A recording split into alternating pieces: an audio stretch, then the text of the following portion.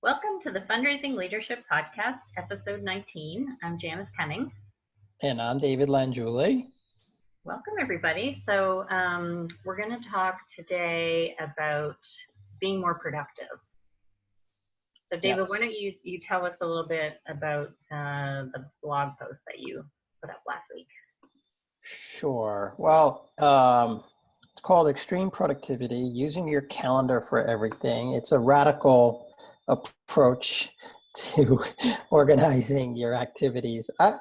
It's a bit of a catchy title. I mean, this isn't so much about productivity as it is, the article is really about how do you honor all the commitments that you make in your personal and professional lives. I mean, the world and many of our listeners are very busy and they've got a lot of competing priorities. And we have text messages, we have emails, we have phone calls. We have as ways of Slack now that I use Slack, as part of my volunteer work. exactly. So we have all of these multiple communications systems. And what I notice and what I talk about in the article is that folks are having, people I interact with from time to time have breakdowns around their commitments. Yeah. Yeah. So Why don't you, because we have different approaches to this, and so yeah, why don't you kind of talk about your approach and why it really, enhances your productivity in life, and then I'll talk about a different way that I do it. sure. So I use my electronic calendar for everything.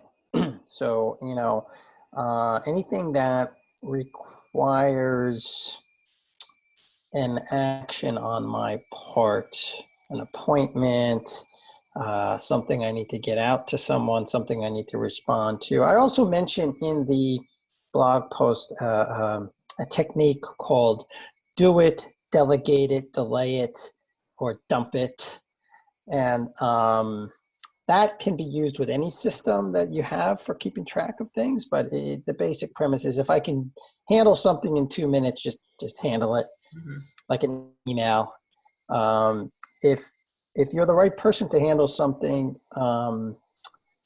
if you're not the right person to handle something, but you know who is the right person, then pass it off to that person. That's the delegated piece. And then if you are the right person to handle something and you can't do it in 2 minutes, then delay it or somehow put it into your system to get it handled at a later date and time.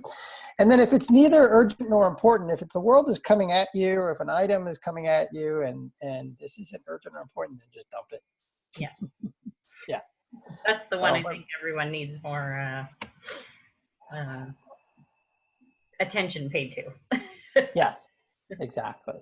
Now, I just happen to use my electronic calendar for the purpose of keeping track of all my commitments. I like it because it synchronizes with my phone. I have it with me all the time. It gives me reminders. So that's the tool I use. It evolved out of the days when we used to use pen and paper, planners, calendars. So I've just kind of stuck with that over the years. Yep. And what about you, Janice? How do you keep track of everything? Yeah, so I use my online calendar, which actually up until maybe just 5 years ago, I used to use a paper calendar, but which I enjoyed. But now that you're out and about with your phone, it makes more sense to have an online calendar. So I schedule my meetings, but what's different, is I actually don't. I have this like 1-page weekly planner where I put like my key projects, so any sort of big tasks that I'm trying to work on, and then filler tasks is the other category. So it's like anything you can do in like sort of 15 minutes or less, and then personal tasks. So it's like this little grid system, and I think I like the satisfaction of like writing it down and highlighting it when it's done. Yeah, no, that's definitely lives in the land of like list makers. I know folks who are very successful who like to use lists. And then I can kind of, for me, I think it's like one of my personal values. I call it, like, I use the word space, but it's sort of like feeling like there's just openness and places for possibility. And so actually, if I looked at my calendar and it was all full, it would, that would be stressful and I think demotivating. Like, I actually did try it when I used to work as a prospect researcher. I used to try and do that, and there's something about it that causes anxiety for me because I can't. Man, when I see white space, all that white space in my calendar, I get anxious when I see all the white space in my calendar. It's like, man, where are all my particles? You know, I must be missing something. But the funny thing that I do is, and it's just, you know, again, this is kind of, we were just talking before we jumped on, like, there's kind of like know yourself, right? You have to know yourself. I will like, if I have to pre-plan something, then as a to-do, I color code. That's the other thing. So yeah, yellow is like a to-do in my calendar, whereas blue is a meeting and orange is a personal thing. So that's my color coding system. So often then I take my to-dos on Friday when I'm planning for my next week, I delete them from my calendar and I write them on my sheet. So that's how I like don't lose track of things. Like if it's like, oh, I have to follow up with that person in 3 weeks, then that goes in my calendar, but then it comes out. So the actual week, I'm looking at my calendar. It's my blue meetings or my orange like personal, you know, going to the gym. So what I like about what you're saying is that you and I know you very well. You do have a new, I would say, from my observation, pretty much foolproof system. You know, for capturing your commitments. And what I like about, you know, your system and my system is we also put our personal stuff into it. And this is where I see a lot of breakdowns, you know, especially around texting. So what happens with texts, especially, and even today, voicemails, it used to be like a voicemail from someone had a pretty high priority and people, but those are disappearing because people listen to them and they don't have a system for putting them into existence, like to respond. And texts get pushed down so fast that, and there's so many of them that come at people, not so much for me because I don't text that much, but I do notice that people use texting quite a bit now, that especially in their personal lives, that, you know, commitments that they make over text they just disappear.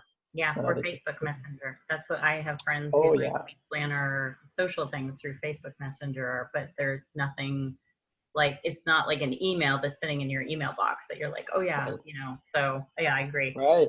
I mean, and I think for me, like, you know, one of the, like, I think you like your system and, you know, but I did want to bring in this other perspective because I think for some people, like having things in their calendar sometimes, like I love Gretchen Rubin and, you know, she talks about like rebels is one of the 4 categories she talks about. And there can be a way where some people get triggered. Like if they have to do something, then they want to choose, you know? And so I think for me, I'm actually an upholder, which is the opposite, but I think there's something in that, like writing down what I have to do lets me have this choice that feels important to me. So, well, whatever system folks in the audience use, it's good to remember that we're always at choice. So for me, I look at the things on my calendar and, like, let's say I'm writing a blog post in the morning, which is typically like I wrote that blog post. And, you know, the time, I can never tell how much time it's going to take me to, when you're doing a creative thing like writing a blog post. So sometimes it will bleed over, right? And it might bleed over into something else I had scheduled to do. It's like I'm a choice. I'm going to finish my blog post, right? And then do that other thing later in the day or after I finish the blog, right? Or I could move it to tomorrow. So long, you know, I think I make the case in the blog post for a calendar, and you have a very good system that's a combination of calendar and journal or list. And so whatever it is, just get yourself a system that works. Now I will say one other thing. I like to journal every day as a clearing exercise in the morning. And so uh, I use one other tool, which is my journal, to take Mm-hmm. notes. Mm-hmm. And so I think just that's another important um, tool to have is when you're on phone calls or when you are meeting with people or you're in meetings to take notes. Yeah, yeah. And actually, I just want to remind our listeners that we had Pat Mather on in episode 16, and he talked about Yeah, a great system that he has to start his morning. So if you haven't right. listened to that yet, that's very inspiring. Okay. So Yeah, why it don't is you? definitely. Yeah, why don't we give the listeners something to try if they're feeling like maybe some things are falling through the cracks or they're getting some Yeah, feedback, at work that things are yeah, falling through the cracks. yeah. If you're noticing that things are falling through the cracks for you, either with your family, friends, or colleagues at work, then I am going to encourage you to give a shot at using your calendar to put things into existence that, where you have made commitments or want to make commitments or have things to do.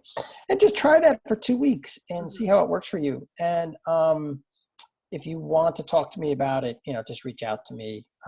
I've been doing this for many years, or reach out to Janice if you want to check out her system. Yeah. Yeah. So, Yeah, I think you're very passionate about it. So you would love to talk to people about their stuff. and we can talk about the do it. I have spoken with many of my coaching clients about the do it, delegate it, delay it, dump it system, which is very effective, especially when it comes to email, handling email. Yeah. Yep. Great. All right. All So let's get you to go put this into practice and let us know how it goes. right. Take care.